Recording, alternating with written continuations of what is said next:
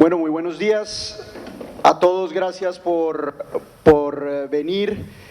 Al doctor Mauricio Cárdenas, candidato a la presidencia de la República, y esos son, digamos, los problemas ricos de tener doctor Cárdenas. Ahí está. Los problemas ricos de tener doctor Cárdenas, y es que teníamos inicialmente previsto un panel y usted no sabe la jartera que ya me dan los paneles porque uno no puede entrar a hablar de los temas a fondo. No, yo ya me estaba poniendo los guantes de boxeo esta mañana, pero dije mejor. No se preocupe. Mejor el tono amable con usted. Póngaselos que yo le hago sparring. Muy bien, no, muchas gracias por la invitación, pero sobre todo, gracias Aida por la flexibilidad. ¿Dónde está? Se me perdió. Salió. Bueno, gracias por la flexibilidad a todos ustedes, porque tuvimos que acomodar agendas, cambiar agendas, y pasamos de un panel que espero que algún día se repita entre Roy Barreras y yo, que creo que era lo que iba a ocurrir finalmente, pero mucho mejor este tipo de conversación. Creo que va a ser mucho más útil para todos, así que gracias por invitarme, gracias por la flexibilidad y gracias Lucas por también acomodarse. Bueno, vamos a hablar de todo, y primero que todo, muchas gracias a la doctora Zaida Quintero por la organización de este evento y por la invitación. Vamos a hablar de todo, vamos a hablar por supuesto de temas que a este público le interesan, temas de trabajo, de empleo, pensionales, y también vamos a hablar de política menuda que estoy seguro que aquí a todo el mundo le va a interesar qué va a pasar de cara a las elecciones del año 2026. Pero quiero que empecemos por un tema que le interesa a este auditorio, y es la cifra de desempleo. Usted ha sido muy crítico del gobierno del presidente Gustavo Petro, y usted ha levantado banderas rojas cada vez que el presidente toma una decisión o tiene un comportamiento que usted considera inadecuado. Pero es difícil, digamos, seguir esa línea de pensamiento y estrellarse con una realidad. 8.2% cifra de desempleo, la más baja del siglo. Aquí, ¿qué es lo que está pasando? ¿Las voces de alarma están siendo un poquito exageradas o hay algo que no estamos viendo en el comportamiento de la realidad del país? Lucas, hay una sensación térmica de que la economía va bien, y un indicador de ese es el de la tasa de desempleo, no hay la más mínima duda, eso hay que aceptarlo. Pero esa es una sensación muy efímera. Eso está basado en que el consumo en Colombia está disparado. Y el consumo está disparado porque hay plata. ¿De dónde viene la plata? Del gasto del gobierno, un déficit gigantesco. Del narcotráfico, viene plata de las remesas, viene plata de cosas también buenas, como una cosecha cafetera que nunca había sido tan grande como la que tenemos ahora. Hay plata en la calle, y eso es gasto, eso es consumo. Nunca se habían vendido tantas motocicletas en Colombia como se están vendiendo ahora. El comercio está creciendo mucho y por ende el empleo en el comercio. Pero ¿qué pasa? ¿Cuál es el problema? Que esa sensación térmica que da el consumo hay que contrastarla con una sensación gélida que congela, que es la inversión. La inversión está totalmente caída en Colombia. Es un contrasentido. Normalmente consumo e inversión deben ir de la mano, pero la inversión está por el piso. Compras de maquinaria de equipo, edificios, viviendas, obras civiles. Entonces, ¿qué es lo que pasa? Ese boom de consumo es totalmente insostenible si no se recupera la inversión. ¿Y por qué está parada la inversión? Por falta de confianza. ¿Cuál es la palabra? Si yo les pregunto a ustedes, ¿alguien les ha propuesto un negocio en los últimos 6 meses, el último año, de comprar una finca, comprar un apartamento, comprar una oficina? ¿Alguien les ha propuesto un negocio? Seguramente sí. ¿Qué respuesta han dado ustedes? Esperemos a ver. Esperemos a ver. El país está en el mundo del esperemos a ver, y eso tiene parada la inversión, y por lo tanto ese boom de consumo pues se va a desinflar, si no es que el 7 de agosto del año entrante le pegamos un empujón a la inversión, y eso es confianza, eso es pasar del mundo, marco mental, de esperemos a ver al mundo de hágale, o como dirían aquí en la costa, pa'lante. Es decir, eso es la cabeza. Cuando uno le dice haga este negocio y usted dice, oiga, no tengo mucho tiempo que pensar, hágale. Entonces tenemos que cambiar de chip, tenemos que cambiar de marco mental. Hoy la economía está en el modo esperemos a ver. Y uno de los problemas que vemos en relación con el empleo tiene que ver con la informalidad. Estamos hablando de una informalidad de alrededor del 56% en el país, y en zonas urbanas, si no me equivoco, superior al 80%. Este no es un problema de este gobierno, es un problema histórico de Colombia. Políticas públicas concretas para abordar ese problema. Bueno, ustedes son abogados laboralistas y ustedes conocen mejor que nadie el Código Laboral, los impuestos que tienen que ver con la nómina. La reforma más importante para reducir la informalidad en Colombia la introdujimos nosotros en el año 2012, cuando se eliminaron los aportes sobre la nómina para la salud, para el ICBF y para el SENA. En total, 13,5% de reducción de impuestos sobre la nómina. Reforma del 2012. Ha sido supremamente estudiada esa reforma y todos los estudios coinciden en decir que fue el golpe más fuerte que ha tenido la informalidad en Colombia. Bajó mucho la informalidad. ¿Qué ocurre? Con una reforma laboral como la que acaba de aprobar el Congreso y propuesta obviamente por el gobierno, se va totalmente en contravía porque vuelven a subir los costos sobre la nómina. Las decisiones en materia de horas extras, dominicales y festivos, las decisiones que tienen que ver con la jornada laboral, etcétera, etcétera. Entonces, yo soy de la filosofía que al empleador hay que darle las condiciones para que tenga el incentivo a contratar formalmente. ¿Y eso qué significa? Es una mezcla de dos cosas. Bajar los costos, es decir, todos esos impuestos, y al mismo tiempo mejorar el control, la vigilancia, la capacidad de hacer, la capacidad que tenga el Estado de verificar que a la gente la están contratando formalmente. Son dos cosas, es un poco zanahoria y garrote, pero lo más importante es la zanahoria, que el empleador tenga el incentivo a contratar formalmente. Y eso es importantísimo en la construcción y en el comercio. Entonces, esta reforma laboral que acaba de aprobarse no sirve para el propósito de generar más formalidad en Colombia, hace todo, por el contrario, mucho más difícil. Sí, pero la reforma laboral es una realidad, es decir, Sí. Eso ya no es si se hace o no se hace. Y usted entenderá que políticamente y electoralmente proponer una contrarreforma laboral es kriptonita. Entonces, Así ¿qué es. hacemos? No, yo lo que haría es otra reforma más adelante. Usted habló del 80% de informalidad en las zonas rurales. No tiene mucho sentido de que convivamos con eso, que normalicemos esa realidad. Es que en las zonas rurales nadie contrata formalmente a nadie.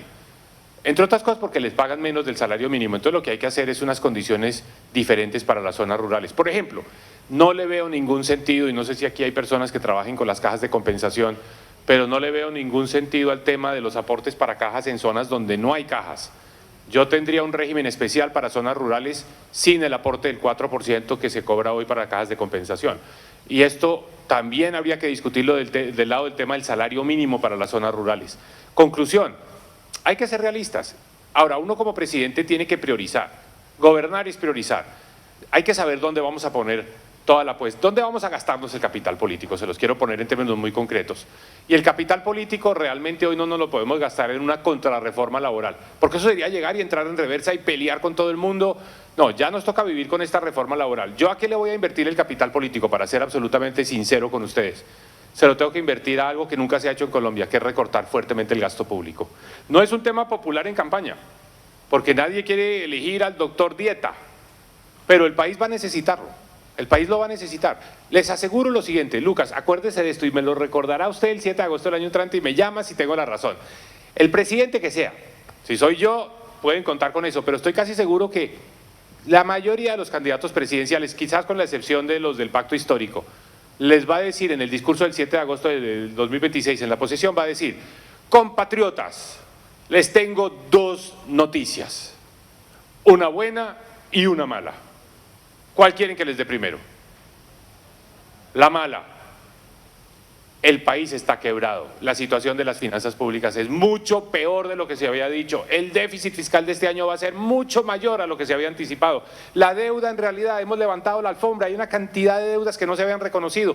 Las de la salud, 30 billones de pesos. Las de aire, aquí en la costa caribe, 8 billones de pesos. La realidad de la deuda del gobierno es mucho más alta. La situación fiscal es mucho peor.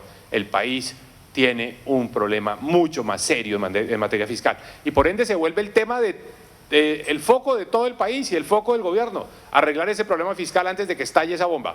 Esa es la mala noticia. La buena noticia va a ser: tranquilos, yo estoy a cargo, yo resuelvo ese problema, sin traumatismos, sin dolor, simplemente cortando ineficiencias, cortando corrupción, adelgazando el Estado sin que le duela a la ciudadanía. Eso es lo que hay que hacer. Ese va a ser el tema, no de la campaña, nadie va a hablar de eso en campaña, va a ser el tema del gobierno, se los puedo asegurar, porque la situación es mucho peor de lo que pensamos. Usted ya me dio una respuesta a una pregunta que tenía, es decir, usted está de acuerdo con el salario mínimo por regiones, por lo que entiendo. Pero quiero que nos quedemos en ese tema, salario mínimo. El año pasado, cuando se hizo el anuncio, 9.5% más o menos de aumento del salario mínimo, bueno, Eso salieron todos los tanques de pensamiento, todos los expertos, esto va a aumentar la informalidad, esto va a generar una presión inflacionaria al alza, y al fin y al cabo no pasó nada.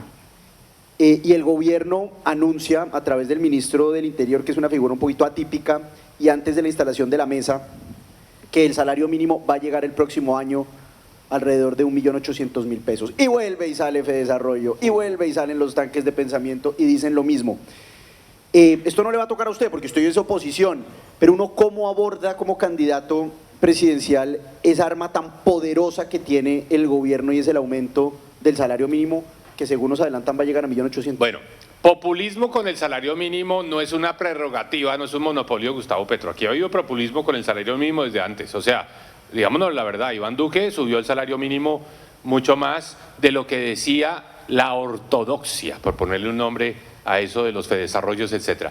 ¿Qué es la ortodoxia? La ortodoxia es inflación causada más máximo 2%. O sea, hoy por hoy la ortodoxia diría 5.2% de inflación es lo que tenemos, más 2%, 7,2% de aumento de salario mínimo. Eso sería lo razonable. Es como lo que la economía puede hacer, sin empezar a perjudicar el empleo. ¿Qué va a hacer Petro? Va a hacer populismo, no tengan la más mínima duda. Y el salario mínimo va a aumentar 11% o más. Yo digo que la base es 11%. ¿Para qué? Para despedirse de manera… ¿A quién aplaude? ¿Quién aplaude? Esencialmente las centrales obreras, los sindicatos, los FECODES de este mundo aplauden. Esa es la base electoral del pacto histórico, indiscutiblemente. Entonces le van a dar ese gusto, obviamente. Ahora, ¿qué significa para la economía? Pues tenemos una inflación del 5%, lleva mucho tiempo en el 5%. No, el Banco de la República no ha podido bajarla al 3%, que es donde quiere tenerla, y mientras no la baje al 3, va a tener el freno de mano puesto, que es que la tasa de interés del Banco de la República 9.25%, no suelta, no la va a soltar porque dice la inflación todavía está alta. Y ojo, yo sí, recorriendo a Colombia, yo me la paso ahora todo el día callejeando, volanteando, pidiendo firmas y hablando con la gente. Y hablando con la gente, primero se da uno cuenta que la inmensa mayoría de colombianos gana menos de un salario mínimo, eso es lo más importante. El 50% de los ocupados en Colombia tienen un ingreso inferior al salario mínimo. O sea, el salario mínimo es para un grupo de ahí para arriba, la mitad está abajo.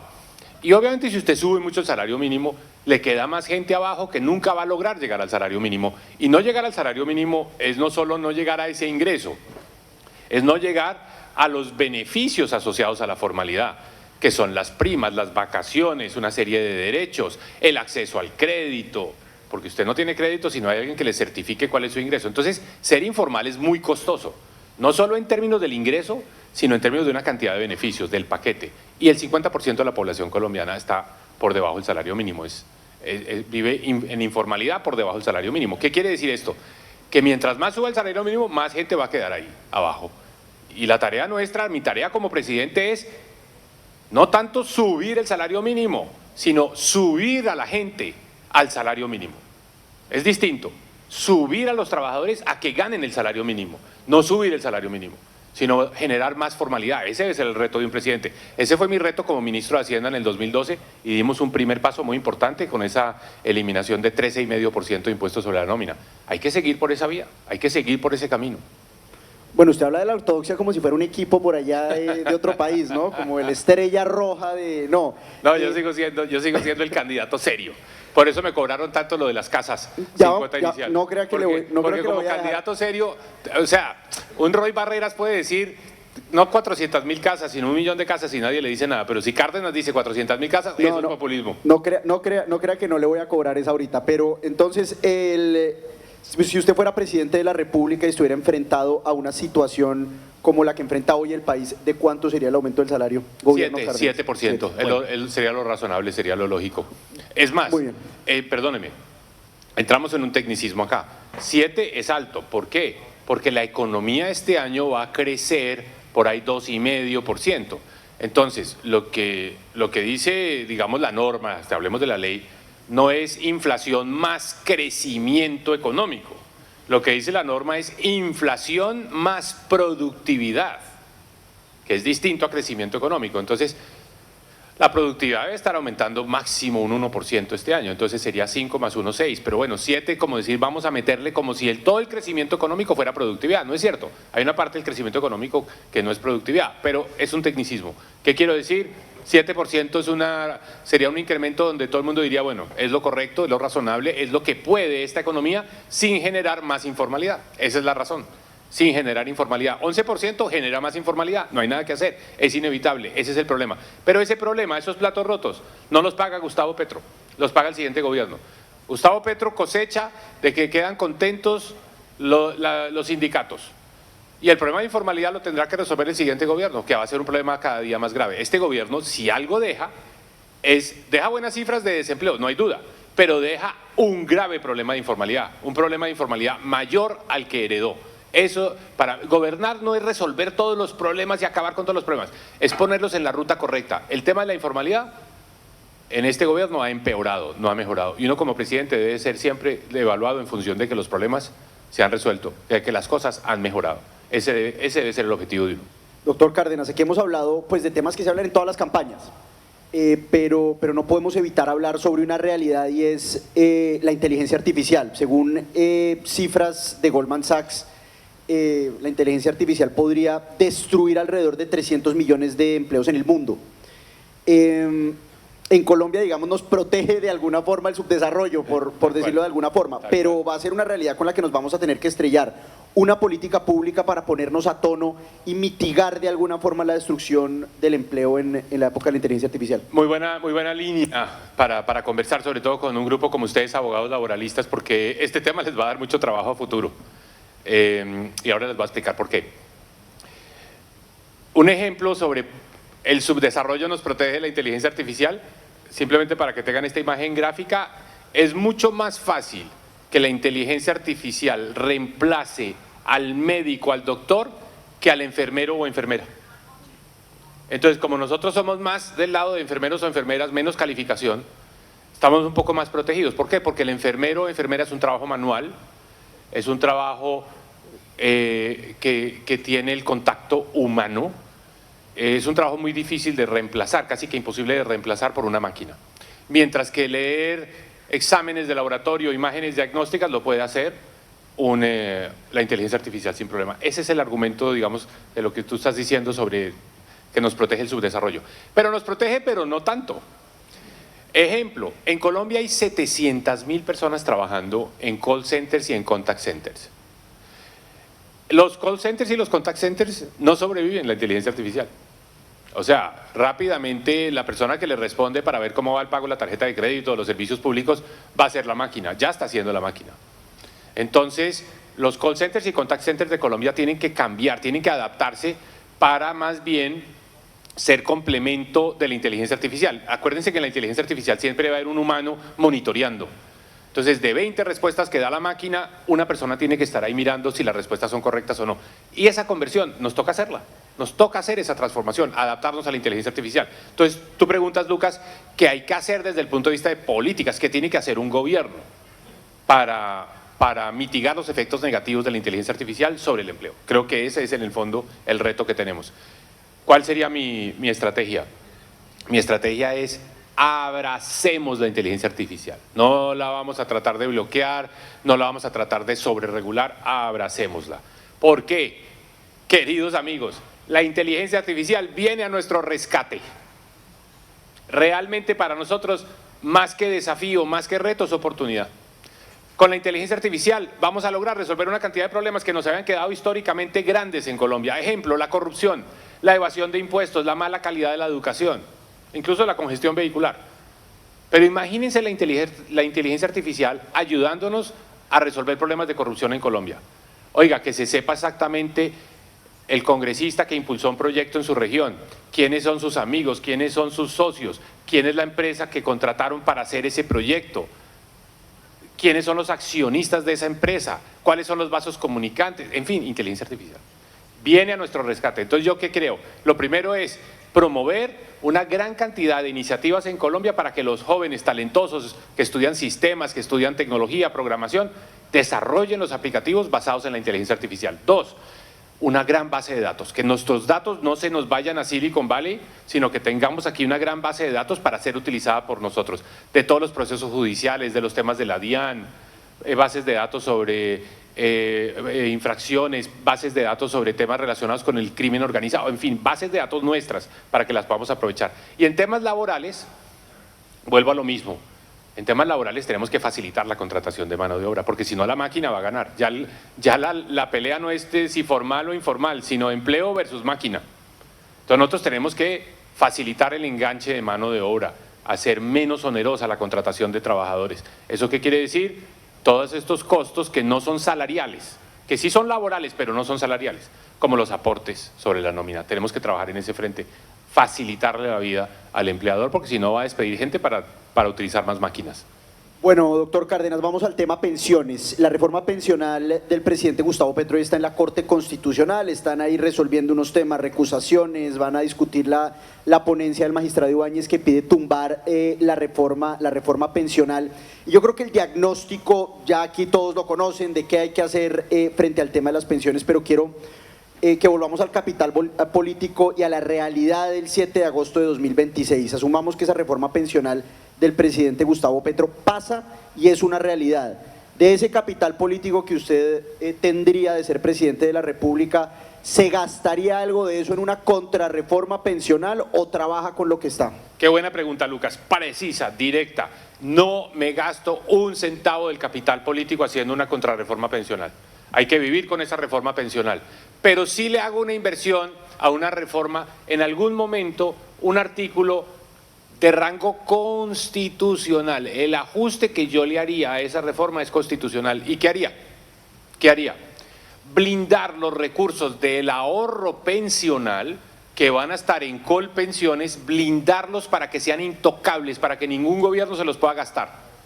Porque hoy en día, con un artículo en la ley de presupuesto del próximo año ya aprobada, le echan mano a ese ahorro pensional para hacer politiquería el año entrante. Eso es inaceptable. Entonces lo único que haría es decir, mire, el sistema funciona bien así, hasta 2.3 salarios mínimos la cotización va a Colpensiones, de ahí para arriba los fondos privados, me parece bien. Lo de la pensión subsidiada, la pensión de 220.000 pesos para todos los colombianos en indigencia de más de 65 años, perfectamente bien, eso hay que hacerlo, eso había que haberlo hecho siempre, independientemente de si fue Petro u otro.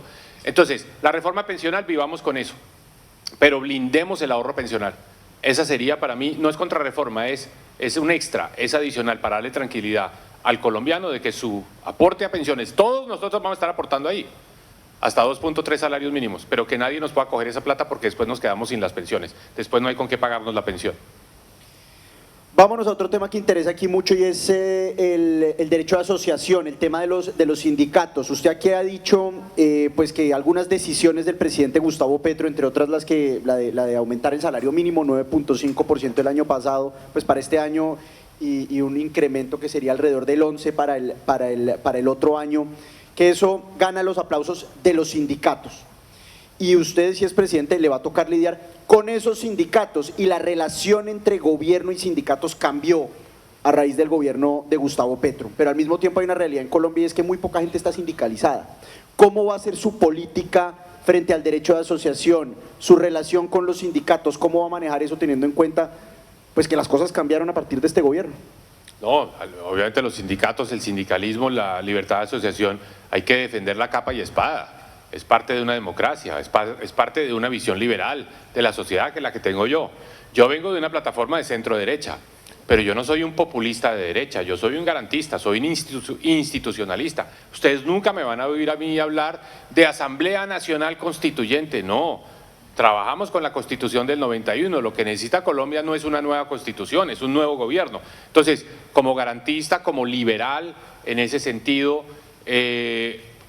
obviamente defiendo la importancia de la libre asociación de los trabajadores y la defensa de los intereses de los trabajadores a través de los sindicatos. De hecho, pienso que para gobernar, yo quisiera elegirme desde la plataforma de centro derecha, con mucha firmeza en el tema de seguridad, con mucha firmeza en el tema de apoyo al sector privado, con mucha defensa de la estabilidad macroeconómica. Este problema del déficit fiscal es absurdo. Yo fui ministro de Hacienda, nunca tuvimos un déficit, ni se nos pasó por la cabeza soltar la regla fiscal a pesar de las dificultades, pero centro derecha, pero soy consciente que para gobernar a Colombia vamos a necesitar un espectro político amplio, una gran coalición, porque ahí va a estar Gustavo Petro de opositor tratando de desestabilizar e incluso de tumbar al próximo gobierno. Entonces necesitamos un rango amplio. ¿Qué quiero decirte con esto? ¿Por qué conecto? Porque va a ser necesario tener dentro del gobierno gente que sea cercana a los sindicatos. Como ministro de Hacienda trabajé con Lucho Garzón como ministro de Trabajo, con Clara López como ministra de Trabajo, y es mucho mejor hacer los acuerdos al interior del gobierno, llegar a los consensos, el salario mínimo tanto, la reforma laboral de esto, y ya después explicárselas al país. Uno no debe gobernar a Colombia con sus compañeros de universidad, esa es la receta para el desastre. Ahí sí les talla el país en la calle. Entonces hay que tener la cintura para tener una alianza, una coalición amplia. Y en esa coalición tienen que estar representadas personas que están más cerca a los sindicatos de lo que estoy yo, eso hay que decirlo. Pero venga, no lo va a dejar salirse tan rápido porque claro, respetar el derecho de asociación, tener una buena relación con los sindicatos, eso digamos lo damos por sentado, lo deberíamos dar por sentado con cualquier demócrata, pero vámonos a los temas sensibles. Por ejemplo, el gobierno del presidente Gustavo Petro le está abriendo la puerta a que se negocie por sector, y eso digamos tiene unos bemoles, el papel de los pactos colectivos, es decir, vámonos a la minucia. ¿Usted cómo va a manejar esos temas relacionados con la asociación y con los sindicatos? A ver, yo la verdad tengo que decirlo, pues yo creo que la experiencia cuenta mucho en esto, o sea, por eso yo estoy convencido de que el país no está para principiantes ni para presidentes que lleguen a aprender en el cargo, sean muy escépticos de eso. Gobernar no es fácil, gobernar muchas veces no es escoger entre lo bueno y lo malo, eso sería muy sencillo. Uno cuando está sentado allá le toca escoger entre lo malo y lo menos malo, eso es gobernar. Y por cierto, eso no lo digo yo, eso lo decía De Gaulle. Entonces muchas veces son decisiones difíciles, complejas, que hay que saber explicar. Entonces, ¿qué significa para mí gobernar? Lo he hecho muchas veces, sentarme con los sindicatos, negociar, llegar a acuerdos, pero acuerdos que busquen un equilibrio, que no sea algo que rompa, no sea algo disruptivo, sino que mantenga un equilibrio, que mantenga una cohesión entre el empresario, el empleador y el trabajador, y que logremos avanzar todos. Ese es mi espíritu, ese es mi espíritu. Entonces, estas reformas que usted dice, pues, a ver, ¿yo qué considero? Aquí negociaciones sectoriales ha habido en algunos casos, trabajadores del sector eléctrico, por ejemplo, pero no lo volvería yo la obligación, no lo generalizaría. Entonces, que ahora cualquier empresa, en cualquier sector, el de las confecciones, entonces tiene que ser todos los trabajadores de las confecciones de Colombia. No estoy de acuerdo con eso. No estoy de acuerdo con eso, que sean las negociaciones individuales en cada empresa con sus trabajadores. Veo muchas sonrisas a los que les toca manejar esos temitas. Venga, bueno, yo creo que ya cubrimos una serie de temas que tienen que ver con empleo y con pensiones y nos quedan 12 minutos y medio y la doctora Zayda es muy estricta con el tiempo, así que nos toca irnos a otros temitas que nos interesan y usted ya tocaba uno. Y prometo respuestas más cortas. Eso. Dele. Errores no forzados. Esta campaña es larga, se produce mucho contenido y a veces uno la embarra. Y a usted le costó mucho el tema de la vivienda. Y no porque ofreció mucho a vivienda, sino porque dijo que los que se inscriban acá van a tener prioridad en mi gobierno en la lista para acceder a Mi Casa Ya 2.0. ¿La embarró? No, lo que pasa es que yo soy el candidato serio. Entonces, la verdad, me toca ser serio, no tengo otra alternativa. Entonces, si ofrezco casas que creo, o sea, les quiero decir, estoy convencido que Colombia necesita un programa de casas de 130 millones de pesos sin cuota inicial. El gobierno pone 30, la familia toma un crédito de 100, eso le cuesta 650.000 pesos al mes. Eso es para llegar a los colombianos, precisamente los de salario mínimo, entre salario mínimo y entre 1 y 2 salarios mínimos. Hoy el programa de Mi Casa Ya, yo me siento muy orgullosísimo de Mi Casa Ya, pero no le llega a ese grupo. Mi Casa Ya se volvió para gente de 3, 4 salarios mínimos, 220 millones de pesos, es imposible. Por eso ustedes ven las viviendas de interés social, hoy les ponen, por ejemplo, en Montería, ya les ponen hasta piscina.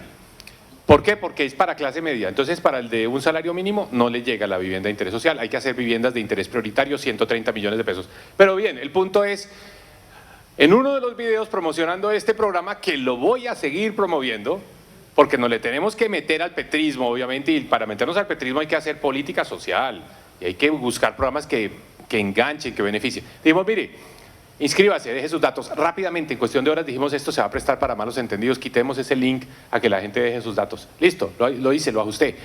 Lección aprendida, se me vino todo el mundo, Vicky Dávila, y mi respuesta a Vicky Dávila es, mire, bueno, vamos a pelear entre nosotros, listo, pero ¿sabe qué? Peleemos es por el programa, dígame cómo lo quiere mejorar, dígame cómo quiere hacer la vivienda social para los colombianos de un salario mínimo y mejoremos esto, deme más ideas. Pero bueno, conclusión, yo soy el candidato serio, tengo que seguir siendo el candidato serio y tengo que ser el candidato que genera algo muy importante, Lucas, lo más importante, la confianza.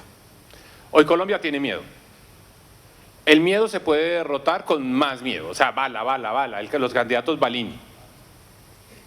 El miedo realmente uno lo derrota cuando usted está entrando a un examen final. Si siente miedo le va a ir mal. ¿Cómo derrota el miedo? ¿Cómo han derrotado ustedes el miedo cuando entran a un examen final o a un partido de fútbol? ¿Cómo lo derrotan? Con confianza. Cuando uno entra con confianza, la confianza es un sentimiento mucho más fuerte que el miedo. Por cierto, se aloja en nuestro cerebro, me lo dice el doctor Santiago Rojas del bioenergético, exactamente en el mismo sitio donde está el miedo. Y la forma de neutralizar por completo el miedo, la confianza. Yo quiero ser el candidato de ustedes, quiero ser el presidente de ustedes, sobre todo porque soy el presidente que inspira confianza, que vamos a tomar las decisiones correctas. Es decir, que siempre vamos a estar trabajando para acertar. Y eso es el candidato de la confianza. Entonces, para mí, no me puedo desviar de eso, tengo que generar esa confianza. Lo cual quiere decir que no voy a poder hablar con toda la libertad y el populismo y tal, que seguramente le permite la sociedad a otros candidatos a los que no les exige eso. Entonces, lección aprendida, Lucas. Si al candidato serio y al candidato de la confianza le toca apoyar a Abelardo de la Espriella para derrotar a Gustavo Petro, ¿lo hace? Sí, pero ojo. Solo y solo sí, en segunda vuelta están enfrentados Abelardo contra el candidato del Pacto Histórico. Allá sí. Pero ojo, antes de eso voy a dar la pelea, voy a dejar todo en la cancha para hacer una mejor alternativa a eso, para que el país no tenga que escoger entre Abelardo y Cepeda. O sea, mi trabajo es evitar ese escenario, pero llegado a ese escenario, apoyo a Abelardo. Venga, vámonos.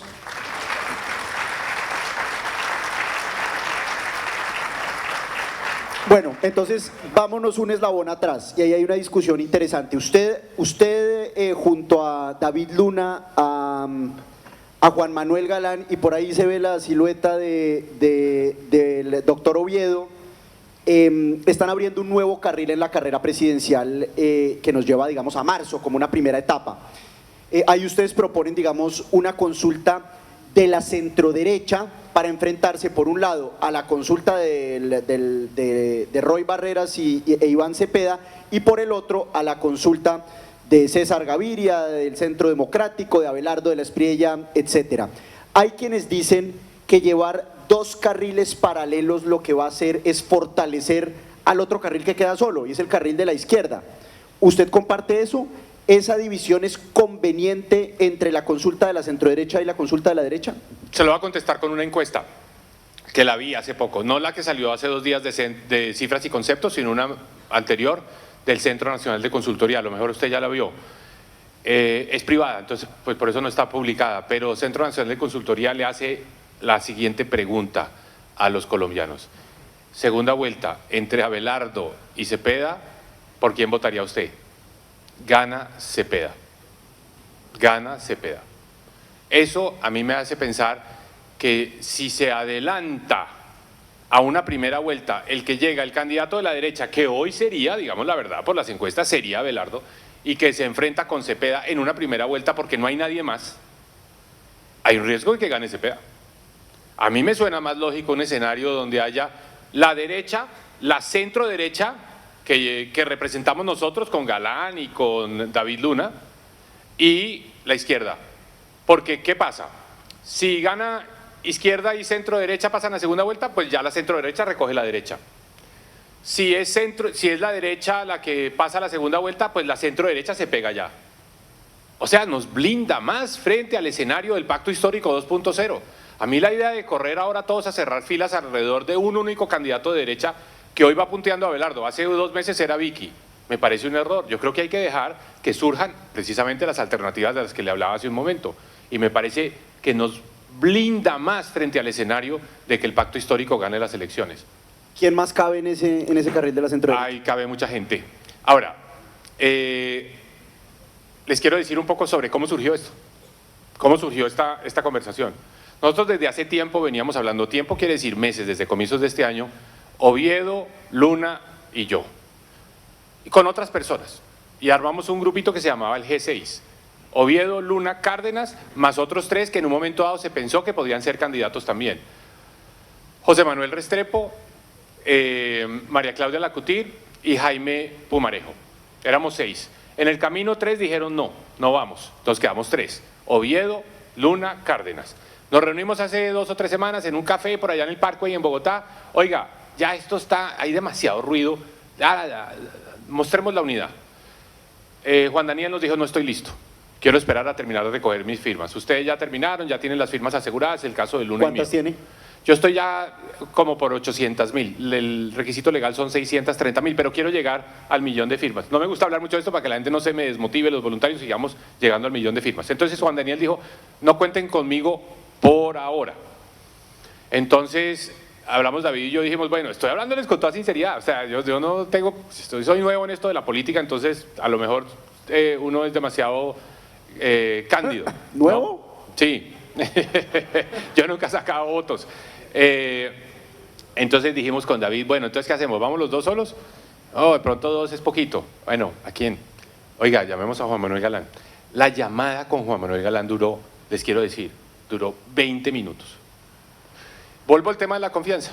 ¿Qué dijo Juan Manuel? Ustedes son gente decente, confío en ustedes, me dan tranquilidad, me parece una buena idea, de aquí vamos construyendo. O sea, eso es como cuando uno hace amigos no saca un contrato.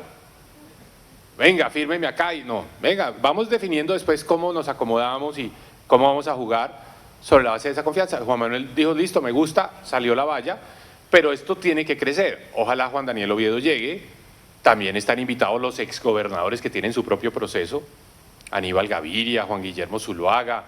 Obviamente esa es una plataforma donde podrían llegar otras personas que están también interesadas, no sé, Daniel Palacios, seguramente Sergio Fajardo en algún momento, yo no quiero ni siquiera mencionarlo porque él es como muy adverso a la idea de las alianzas, pero bueno, podría llegar. Pero una plataforma seria, con experiencia, y sobre todo mi principal crítica, y se los digo con toda sinceridad, mi principal crítica a la derecha más radical, es que en vez de poner el foco en el futuro, están dedicados a mirar el pasado, a poner el retrovisor, ¿no?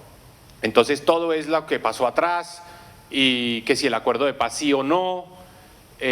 No, entonces yo digo, no, mire, el problema de Colombia ya no es para atrás, el problema de Colombia es para adelante. Aquí hay 2 modelos, aquí no hay alternativas. El modelo del pacto histórico 2.0 es Asamblea Nacional Constituyente, que ya les mencioné, déficit fiscal disparado, que esa es la antesala de una crisis económica, ataques al sector privado y paz total. Ese es el combo del pacto histórico. 4 elementos, todos ellos explosivos, todos iguales de malos. La alternativa es un gobierno que acabe con la paz total, que empodere otra vez a la fuerza pública, que diga no a la Asamblea Nacional Constituyente, que diga, oiga, hay que estabilizar las finanzas públicas de Colombia y sobre todo que diga esto es con el sector privado, no contra el sector privado. Son 2 cosas totalmente distintas. Y aprovecho para decirles, es tan grande esta decisión que ninguno de ustedes puede sustraerse de esta discusión, porque el país que vamos a dejar en el 2026 dependerá tanto de lo que haga uno en el escenario político como de lo que hagan ustedes. Todos tenemos que ser actores políticos, todos, porque si se va por el camino malo, si se va por el despeñadero, todos lo vamos a lamentar.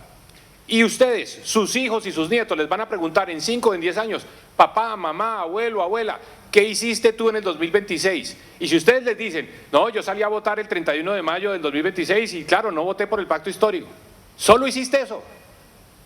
No puede ser, mira lo que pasó. Llevamos 10, 15 años con un pacto histórico que no sale porque la constituyente que ellos quieren hacer no es para cumplir con la Constitución del 91, como dice Petro, no, pues para eso ahí está la Constitución del 91. La constituyente es para hacer lo que ha dicho el jurista Mauricio Gaona, que me parece muy lúcido. Dijo, es que los golpes de Estado ahora en el mundo no son con botas y con fusiles, son con reformas a las constituciones, para cambiar la composición de las altas cortes, para cambiar la organización electoral, para cambiar las reglas electorales. Digamos que el día de mañana un presidente puede decir, oigan, la constituyente, ¿por qué no discutimos lo siguiente? Las zonas más marginadas de Colombia, como el Pacífico, como Nariño, requieren más representación política para superar ese atraso, y son precisamente las zonas donde el pacto histórico es más fuerte. Y una constituyente puede comprar esa tesis. Y ahí se queda el pacto histórico, no un gobierno, sino 5 o 6 gobiernos. Eso es Nicaragua, eso es Venezuela, eso es Bolivia. Queridos amigos, eso también es El Salvador, eso no es de izquierda o derecha, ¿no? Entonces, no a la Asamblea Nacional Constituyente. Pero la única forma de que no nos vayamos por ese camino es si ustedes no solo votan bien, sino que se dedican a hacer política, queridos amigos. ¿Cómo se hace política? Con los grupos de WhatsApp, con los amigos de la universidad, con los colegas, con reuniones en la casa. Invítenme a sus empresas, a sus firmas de abogados, junten 20 personas y vamos a hablar de esto, o háganlo ustedes, mucho mejor, directamente. Y con esto no les quiero decir que es para votar por Mauricio Cárdenas, es para evitar ese mal escenario, Pacto Histórico 2.0, porque lo lamentaríamos por muchos años. Entonces todos tenemos que volvernos actores políticos. Bueno, se nos acabó el tiempo, doctor Mauricio Cárdenas, muchas gracias, y a ustedes muchas gracias por haber escuchado. Gracias, Lucas. Muchas gracias. Muchas gracias.